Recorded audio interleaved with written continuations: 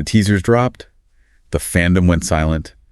In an instant, the entire K-pop world was turned upside down. Her life just crumbled. Yeah.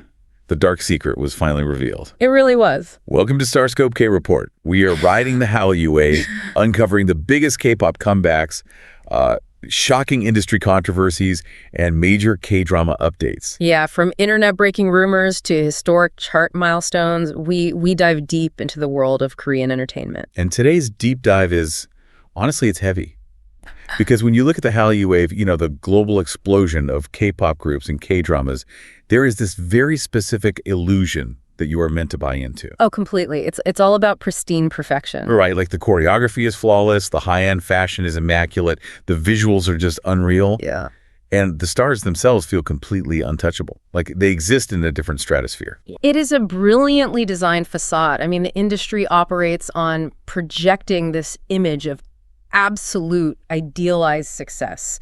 We want our idols to live in a world that feels elevated above the messy realities of normal life. Right, but if you peel back that glossy veneer, specifically into the financial and family realities of some of these global megastars, that pristine image shatters pretty violently. It really does. We're looking at a landscape today that is frankly deeply troubling, and we have a lot of sources to pull from today. Reports from the Korea Times, the Korea Gyeongseong Daily, South China Morning Post, plus official agency statements. We're talking about the absolute definition of a hitting crisis here. It's the intersection of astronomical global wealth, archaic legal systems, and this culture of extreme familial loyalty. Yeah. And when those three things collide, it leaves some of the most famous people on the planet incredibly vulnerable to the people closest to them.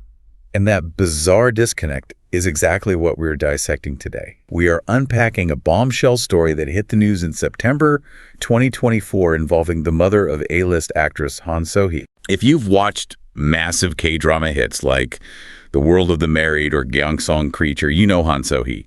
She is this high-fashion, wildly talented face of the industry. Oh, her visuals and acting are top tier. Absolutely. Well, her mother was arrested. Yeah. And we aren't talking about a minor tax infraction here. She was taken down for running a massive illegal gambling syndicate. Which is wild. The contrast is just jarring. You have K-drama royalty crashing headfirst into an underground crime bust. Yeah. And if you are used to Western legal protections, this entire situation is going to sound completely backwards to you. This isn't just celebrity tea. It is a terrifying look into a system that basically traps these stars. Mm-hmm. So let's start with the sheer scale of the mother's operation.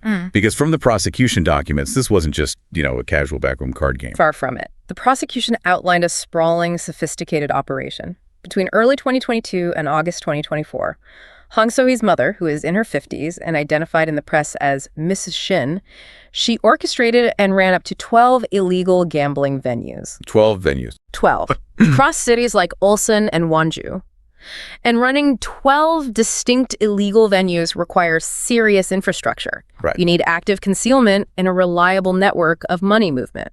Which is wild when you realize she was scaling this criminal enterprise right as her daughter was cementing her status as a global superstar. Exactly. I mean, the paparazzi are already following the family, and she's out there building a gambling empire.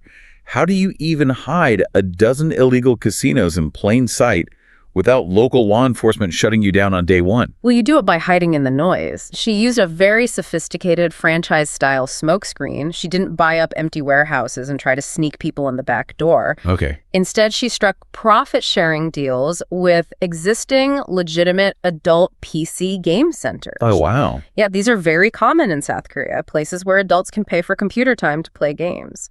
She essentially turned these normal-looking internet cafes into fronts for her operation. That is surprisingly clever. It's like a digital speakeasy. A patron walks into a PC cafe off the street, and it passes the visual test if a beat cop pokes their head in. Right. But I'm guessing the actual gambling isn't happening on the cafe's local hard drives. You nailed it. The local computers are clean.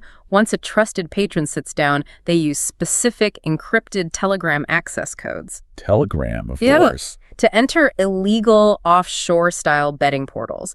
The Telegram aspect is crucial here because it completely decentralizes the communication and the administration. The police can't easily trace the administrative hierarchy back to her through the cafe's IP address. Right. She distributed the login codes to these back portals, the patrons deposited money, and she collected commissions based on the total controlled daily wagers and user losses. Yeah. She sat at the very top of the pyramid, completely insulated by the encrypted messaging. I see. So the physical location is just a shell providing internet access, while the actual crime is happening on servers in, who knows, Malta or the Philippines. But South Korea does not mess around with gambling. It is strictly regulated and highly illegal for citizens outside of very narrow parameters. Yet when the gavel finally came down, the legal outcome felt like a slap on the wrist, which frustrated K-Netz to no end. Oh, netizens were furious. The Chuncheon District Court handed down their sentence in December 2024. For operating a multi-year, 12-location illegal syndicate, Mishin received a 1-year prison sentence, but it was suspended for 2 years. Wait, suspended? Yeah. They also ordered 120 hours of community service. Because of that suspension, she walked free the same day. I'm trying to do the math on how a 12-location syndicate earns a suspended sentence. The prosecutors had the exact same reaction. They immediately filed an appeal, arguing the sentence was unduly lenient. And their argument hinges on a deeply cynical move the mother pulled a year earlier. Oh. Court records show that Mrs. Shin was actually caught and fined 5 million won back in 2023 for similar offenses. Wait, she got caught in 2023, so she was already on the radar while the 12-location ring was actively running? Exactly. That fine was supposed to be the legal deterrent. Instead, the prosecution argues she treated the 5 million won, which is only a few thousand US dollars, as a mere cost of doing business. Oh my God. She absorbed the financial hit, paid it off, and just kept the Telegram syndicate running for another year. She was likely pulling in profits that just dwarfed the fine. It's absolutely dwarfed it. It's incredibly brazen. But as wild as the crime is, the real tragedy here is the collateral damage. Okay, let's unpack this. Yeah. Because to understand how this impacts Han So-hee, we have to look at the timeline of her life. Yeah. Because it paints a very turbulent picture. Her parents divorced when she was just 5 years old, and she was raised by her maternal grandmother in Ulsan. Right. And her mother was largely absent from the daily raising of her daughter, but she still managed to create massive instability. When Han So-hee was in the 4th grade, her mother was investigated and arrested in connection with a totally different fraud case. Wow. The fallout from that actually forced Han So-hee to miss an entire year of school. Which explains the weird confusion later on in her career about her age. The official entertainment records had her born in 1994 because she had to repeat a grade and ended up graduating with younger students. She recently had to clarify she was actually born in 1993. Yeah, that came up recently. Missing a year of school in the 4th grade because your mom is in jail. I mean, that is a profound disruption for a kid. It leaves a lasting psychological scar. But the seed of the actual financial abuse, the mechanism that allowed her mother to exploit her later, was planted while Han So-hee was still a minor. Right. In South Korea, parents have sweeping legal authority to open bank accounts in their minor children's names. And they can do this without the child's consent, and in many cases, without the child even knowing the account exists. Wait, so the banking system just lets a parent open an account in a kid's name and run it indefinitely?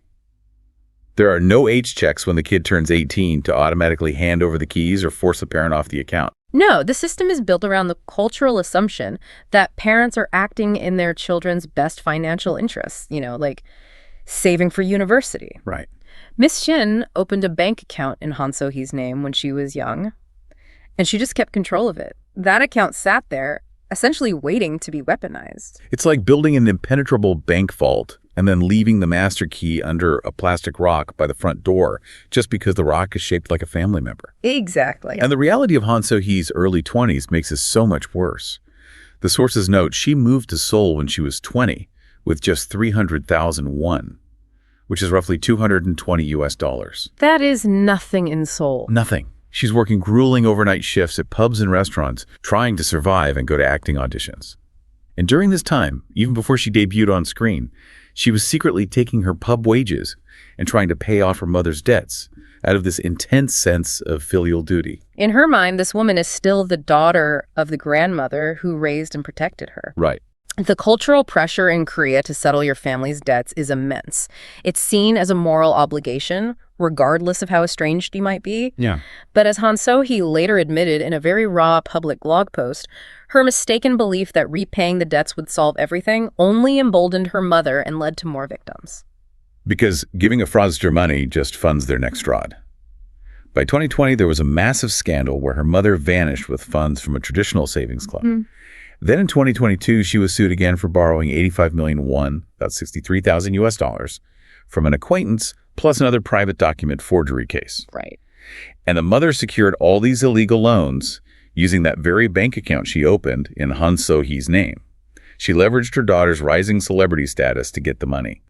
And in the Korean entertainment industry, your reputation is your currency. Oh, absolutely. Brands demand absolute perfection. Financial ambiguity or scandal usually triggers immediate termination clauses in casting contracts and luxury endorsements. So how on earth did Han So-hee survive that 2022 scandal without losing all her brand deals? She was saved by a very rare definitive legal victory. In April 2021, the Ulsan District Court issued a final ruling regarding the debt tied to her name. The court stated that although the money was borrowed using an account under Han So-hee's name, she had absolutely zero involvement or knowledge of the transactions. Okay, wow. Yeah. The court drew a hard legal line, declaring she was not jointly responsible for the debt. That ruling was the shield her agency needed. Nindo Entertainment immediately released a very firm public statement saying she had no plans to take responsibility for her mother's debts moving forward. Right. They explicitly said this policy was to block the mother from abusing her daughter's fame. Drawing that boundary was legally necessary to save her career, but culturally it is a massive, massive gamble. Because the playbook for a family scandal in the Korean entertainment industry usually demands the exact opposite. The culture normally cancels stars instantly for their family's mistakes. Wait till you hear how the law actually protects the mom in these situations later on. But just the social side first. Yeah, the guilt by association protocol is historically ruthless. Stars are often expected to apologize publicly, go on hiatus, or even voluntarily leave their groups if a family member disrupts social harmony. Right. The public expects the celebrity to take moral responsibility for their blood relatives, assuming that the family is a single unit. But the fandom reaction to Han So-hee was entirely different. They didn't cancel her. They fiercely defended her. Yeah, both K-Netz and international fans. Exactly. They didn't demand an apology for the gambling ring.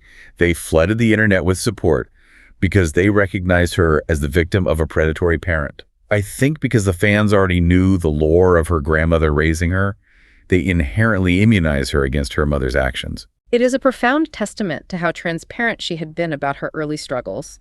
The public empathy overrode the traditional expectation of familial responsibility. They saw the human being beneath the idol image. But to really grasp how intense and inescapable this cultural expectation normally is, we need to look at a contrasting case from our sources. There are these famous veteran singers in South Korea, Han So-hee and Gyeongseong. Oh yeah, this case is crazy. They recently faced massive vitriolic public backlash. And the reason? Their non-celebrity adult son had an extramarital affair. Right. The son's marriage collapsed due to his infidelity, and a court ordered him to pay 30 million won in damages to his ex-wife, plus 800,000 won in monthly child support. Okay, I have to pause here. The son is a grown man. He went to court. The court handled his financial penalty. Why is the public attacking his singer parents who had zero involvement in his marriage? This gets to the core of the Korean concept of family identity. The severe backlash stems from the fact that Han So-hee and Gyeongseong had previously appeared on family reality TV shows featuring their children. Oh, I see. By showcasing their family life for public consumption and profiting from that wholesome image, the public felt the parents assumed ongoing moral responsibility for how their son turned out, even in his adulthood. So because they monetize the happy family brand, the public essentially says, you raised him, you're responsible for his moral failings at age 30. Exactly. The family is viewed not as a collection of autonomous individuals, but as a single, entangled moral entity. If one branch of the tree rots, the whole tree is tainted. Wow. You can see this debate raging in the comment sections of the news articles. A small faction of netizens were saying, they're grown adults, what can the parents possibly do? But a huge vocal majority argued that the parents inherently bear the responsibility for their son's character. It is a complete 180 from Western individualism, and it highlights exactly why Han So-hee felt compelled to give up her pub wages to pay her mother's debts for years. The culture demands that you absorb the sins of your family. And this isn't just an informal social pressure.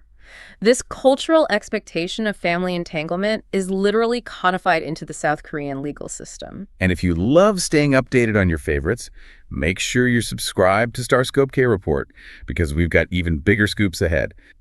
But here's where it gets really interesting. Because whenever a story like this breaks, You always see international fans in the comments asking, why don't these stars just call the police on their abusive parents? Right. Why don't they sue them for stealing their money and lock them up? And the answer is the legal system actively prevents them from doing it. It does. We have to look at Article 328 of the Korean Criminal Act. This is widely known as the Kinship Exemption Law. Break down how this legal trap actually functions. The law dictates that property crimes, things like theft, fraud, or embezzlement, cannot be criminally prosecuted if they occur between direct family members who are living in the same household. Seriously. Yeah. The state simply will not intervene. The crime is legally erased by the blood relation. It's like a backward corporate firewall. In a normal company, a firewall protects the system from a rogue employee. Here, the state has built a firewall that protects the abusive rogue parent at the absolute expense of the individual victim. It functions exactly like that. Now, if the family members do not live in the same household, the exemption isn't automatic. But there is a massive catch-22 built into the law. Wait, so if they don't live in the same household, they aren't automatically exempt. So Han So-hee could theoretically just call the police on her mom since she lives in Seoul and her mom is in Ulsan, right? She could, but only if she files a formal direct criminal complaint against her mother. The police cannot and will not investigate a non-cohabitating family member for a property crime unless the victim actively presses charges against them. Which, in a society built on Confucian filial piety, where you are conditioned from birth to revere and protect your elders, is essentially career suicide. Exactly. Dragging your own mother or father into criminal court is viewed by traditionalists as destroying the family unit. Right. The state's ultimate goal with this law is to preserve that family unit above almost everything else. If we look at the history, this law was drafted in 1953, but it's rooted in ancient, agrarian, patriarchal codes. Oh, interesting. Back then, family wealth was viewed as a singular, collective pot controlled by the head of the household, known as the Hallyu. Under that philosophy, a family member couldn't technically steal from the family pot because the wealth belonged to the unit, not the individual. The law was designed to keep the state out of domestic financial disputes. But we aren't living in an agrarian society anymore. We're talking about the Hallyu wave. These stars are generating astronomical global wealth. They're signing multi-million-dollar streaming deals. Yeah. And this agrarian law makes them uniquely, dangerously vulnerable. And it's not just Han So-hee. The sources show this is a systemic epidemic across Korean entertainment and sports. It is entirely systemic. Take the golf legend Park Se-ri, for example. She had to hold a tearful public press conference because her own father forged her foundation's official seal. Her own father. Yeah, he used it to secretly fund an international golf school without her consent, leaving her to deal with the massive financial fallout. She had to publicly announce she could no longer cover his endless debts, basically severing ties on live television. Wow. And then there's the comedian Park Soo-hong. His case is just devastating to read about. His brother and sister-in-law managed his finances and allegedly embezzled billions of won over the course of decades. We were talking millions of US dollars. The Park Soo-hong case perfectly illustrates how abusers weaponize the kinship exemption law. When the embezzlement lawsuit finally hit the courts, his father stepped forward and tried to claim that he was the one who stole the money, not the brother. So the dad basically looked at the law, realized he had a get-out-of-jail-free card just for being a parent, and decided to take the fall to save his favorite son. Yep. Talk about playing favorites to an absolute criminal degree. He knew that as a direct parent, he would be exempt from prison time under Article 328. He exploited the legal loophole specifically to shield the older brother from prosecution, perfectly willing to leave his celebrity son financially ruined and without any legal recourse. It is incredibly dark, and the list goes on. Jang Yoon-jong, who is massive in the trot music scene, which is kind of like the Korean equivalent of legacy country music, had her life savings wiped out by her mother and brother. Right. Legendary actress Kim Hae-soo suffered massive family debt scandals. It seems like surviving a financial betrayal by your own blood is practically a rite of passage for top-tier Korean stars. It highlights a severe lag between modern economic reality and traditional legal structures. Celebrities are working grueling 18-hour days on sets or global tours. They physically do not have time to audit their bank accounts. Yeah, they're exhausted. So they delegate their asset management to the people society tells them they must trust unconditionally, their parents, only to wake up a decade later and realize the vault has been entirely emptied. It's a complete paradox. The Hallyu wave is this modern, cutting-edge global juggernaut. But the wealth it generates is tethered to these outdated family legal codes that leave its brightest stars completely unprotected. Which is why this issue has finally reached the National Assembly. Right now, lawmakers are actively debating whether to abolish or heavily amend Article 328. I imagine the two sides of that debate are pretty polarized. How are they arguing it? Well, legal reformers argued that the modern definition of family has fundamentally changed, and that exempting financial crimes based purely on blood ties simply enables horrific domestic abuse and exploitation. They want individual property rights protected regardless of who is stealing. Right, that makes sense. But on the other side, traditionalists fear that removing the exemption will destroy the nation's social fabric. They argue it will flood the courts with trivial family lawsuits and erode the fundamental cohesion of the family unit that Korean society is built upon. And we obviously aren't taking a side on the legislative outcome here, but the mere fact that it's being debated at the highest level of government proves that the current system is buckling under the weight of the modern entertainment industry. Absolutely. If we synthesize everything we've discussed today, from Han So-hee's mother running a digital gambling syndicate through PC cafes, to the crushing weight of filial duty in Article 328, it paints a very different picture of what it takes to be a star in South Korea. It really leaves you with a completely new lens to view celebrity culture. We started this deep dive talking about the pristine, flawless image of the Hallyu wave. When you watch a Korean star dominating on screen or charting globally, you naturally judge them on their talent, their visuals, and their stamina. You see the final, polished product. But you don't see the machinery grinding behind them or the legal and familial vulnerabilities they leave at their front door every time they step on stage. Perhaps their greatest, completely uncredited achievement isn't their acting or their singing at all. Maybe their greatest achievement is their sheer psychological survival. Just navigating a machine that demands absolutely everything from them, only to leave them completely, legally, and financially unprotected in their own homes. It's a lot to think about. And it really makes you wonder about the future of the industry itself. Entertainment agencies are currently pouring millions of dollars into developing AI and fully virtual K-pop idols. Oh, wow, yeah. And you have to ask yourself, is the real appeal of a digital avatar that they never age and never get tired? Or is the actual appeal for these agencies that a virtual idol doesn't have a mother who can steal their money? That is a wild thought. Something to think about the next time you see a flawless performance on your feed. You've been listening to StarScope K-Report, where we bring you the stories shaping K-pop, K-dramas, and the global Hallyu wave. Thanks for tuning in, and don't forget to subscribe for more stories that keep the stars shining.